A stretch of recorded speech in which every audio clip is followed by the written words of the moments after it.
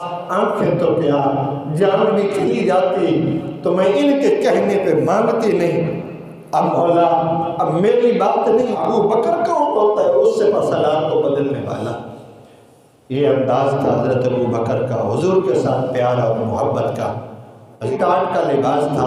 اور کیکر کے کانٹے لگے ہوئے تھے اس لباس میں بٹن کے طور پر کہ یہ بھی کسی مجاہد رسول اللہ۔ حضرت عامر بن فہیرہ کو سیدنا صدیق اکبر نے خرید کے آزاد کر دیا۔ حضرت ابو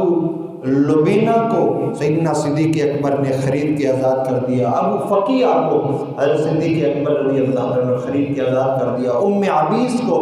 خرید کر حضرت سیدنا صدیق اکبر رضی اللہ عنہ نے آزاد کر دیا۔ حضرت زمیرہ رضی اللہ تعالی عنہ ان کو خرید کر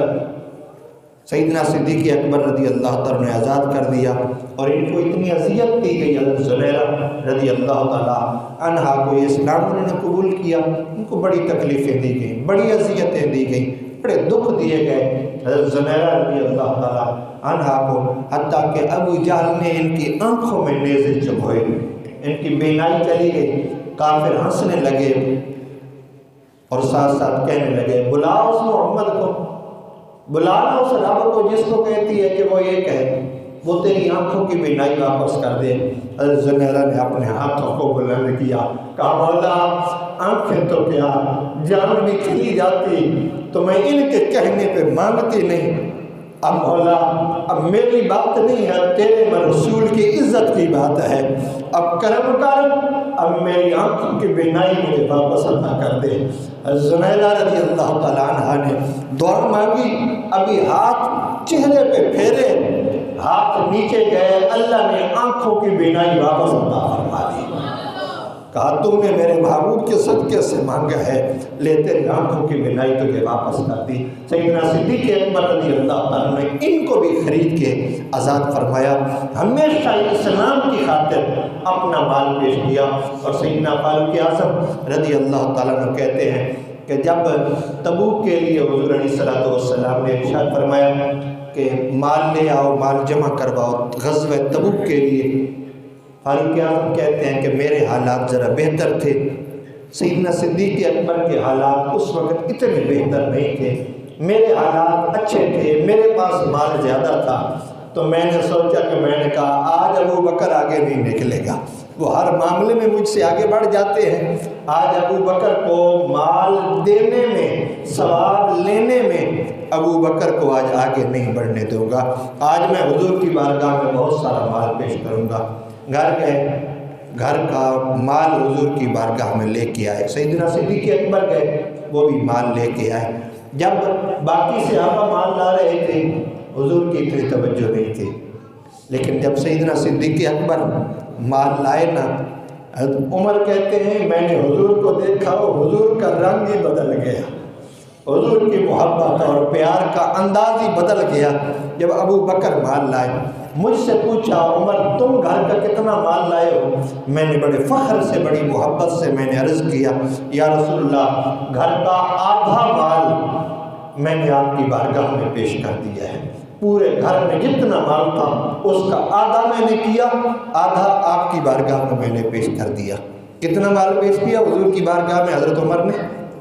آدھا مال، پورے کا پورا آدھا مال۔ سیدنا صدیق اکبر رضی اللہ تعالیٰ عنہ نے گھر کا سارا مال حضور کی بارگاہ میں پیش کر دیا۔ نبی کریم صلی اللہ علیہ وسلم نے حضرت ابو بکر سے پوچھا، کہا ابو بکر تم کتنا مال لائے ہو اور گھر والوں کے لیے کیا چھوڑ کے آئے ہو؟ ما ابقیت لأہلک، ابو بکر گھر والوں کے لیے کچھ چھوڑا ہے؟ کیا چھوڑ کے آئے ہو گھر والوں کے لیے؟ سنیے حضرت ابو بکر کا جواب۔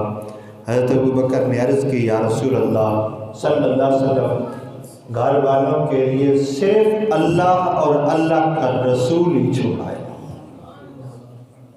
یعنی اللہ کا رسول گھر والوں کے لیے چھوڑ آیا ہوں اور گھر میں کچھ نہیں چھوڑا۔ حتیٰ کہ جب سیدنا صدیق اکبر رضی اللہ تعالیٰ عنہ آئے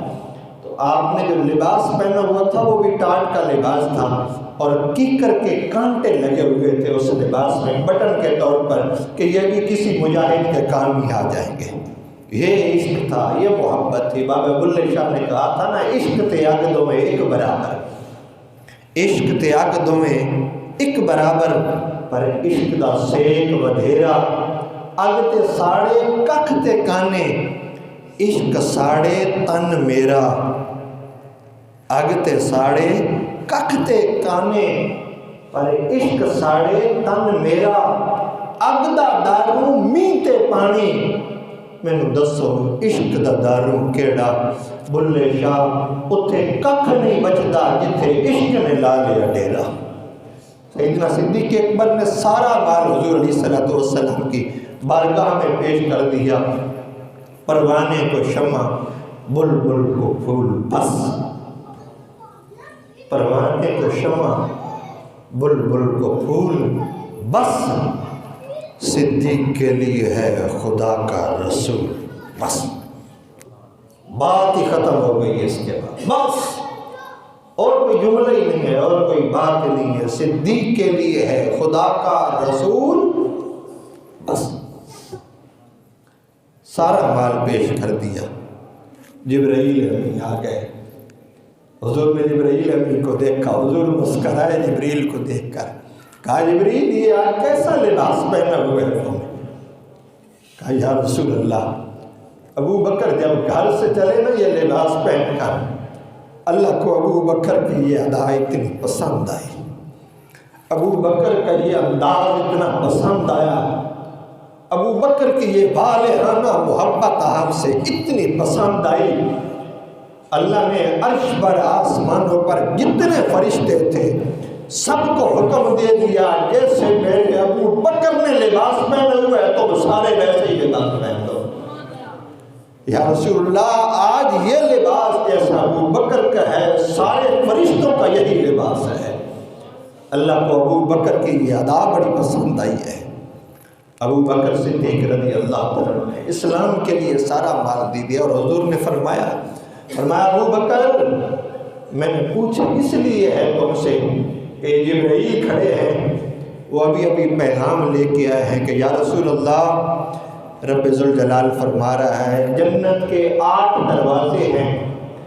کسی دروازے سے پکارا جائے گا باب الریان، آ جاؤ روزے دار کہاں پہ ہے، روزے دار کہاں پہ، آؤ اس دروازے سے آ کے گزر جاؤ۔ ایک دروازے سے فرشتہ پکار رہا ہوگا حج و عمرہ کرنے والے کہاں ہیں، آؤ اس دروازے سے گزر جاؤ۔ مال اللہ کی راہ میں صدقہ کرنے والے کہاں ہیں، آؤ اس دروازے سے گزر جاؤ۔ 8 دروازے سے فرشتے پکار رہے ہوں گے، آؤ جس نے یہ نیکی کی ہے اس دروازے سے گزرو، اس دروازے سے گزرو۔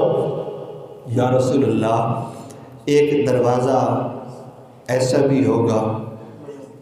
جس سے سیدنا صدیق اکبر رضی اللہ تعالیٰ کو پکارا جا رہا ہے، دوسرے دروازہ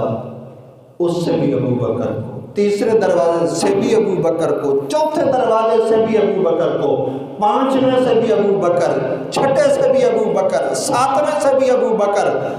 8ویں دروازے سے بھی یا رسول اللہ فرشتے ابو بکر کو ہی پکار رہے ہوں گے۔ یعنی جنت کے 8 دروازوں سے جس کو پکارا جائے گا اس کا نام ہے ابو بکر صدیق رضی اللہ تعالیٰ، اس کا نام ابو بکر ہے۔ سیدنا صدیق اکبر رضی اللہ تعالیٰ نے اسلام کی خاطر جان مال کی پرواہ نہ کی، اور حضرت اسامہ رضی اللہ تعالیٰ کا جو لشکر کا معاملہ تھا آپ اندازہ لگائیے سیدنا صدیق اکبر کی محبت کا، سب نے آ کے کہا کہ اب یہ لشکر نہیں جائے گا، کسی بڑے کو تجربہ کار کو بھیجیں۔ حضرت اسامہ کی عمر تھوڑی ہے، بڑے بڑے تجربہ کار موجود تھے، بڑے بڑے جرنیل موجود تھے، حضرت خالد بن ولید جیسے موجود تھے، حضرت سعد بن ابی وقاص جیسے جرنیل موجود تھے، کہ ابو بکر ان کو بھیجیں۔ حضرت اسامہ ابھی تھوڑی عمر ہے، 20 سال کی آپ کی عمر ہے، ان کو نہ بھیجیں، کسی تجربہ کار کو بھیجیں۔ حضرت ابو بکر نہیں مانے، لوگوں نے جا کے سیدنا فاروق اعظم کو کہا کہ جاؤ آپ جا کے ابو بکر کو کہو کہ یہ ابھی نا تجربہ کار ہیں، ان کو آپ نہ بھیجیں، کسی اور کو آپ بھیج دیں اس لشکر کا سپہ سالار بنا کر۔ جب فاروق اعظم آئے نا حضرت ابو بکر کے پاس، امیر المومنین میں یہ کہنے کے لیے آیا ہوں کہ جو لشکر رسول اللہ نے بھیجا تھا حضور کے وصال پر وہ واپس آ گیا، مقام جرف سے وہ لشکر واپس آیا تھا، واپس آ گیا، اب بعد میں پھر جا رہا ہے یہ لشکر،